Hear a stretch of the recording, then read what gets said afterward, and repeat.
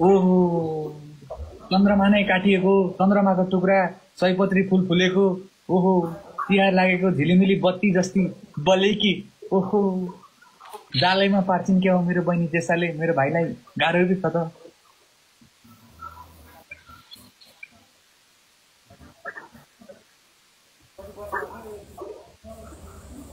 ए बोल्न ए भाइ के हो त?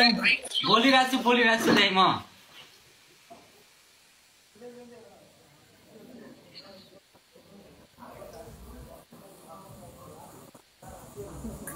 बोलिरहेको छु।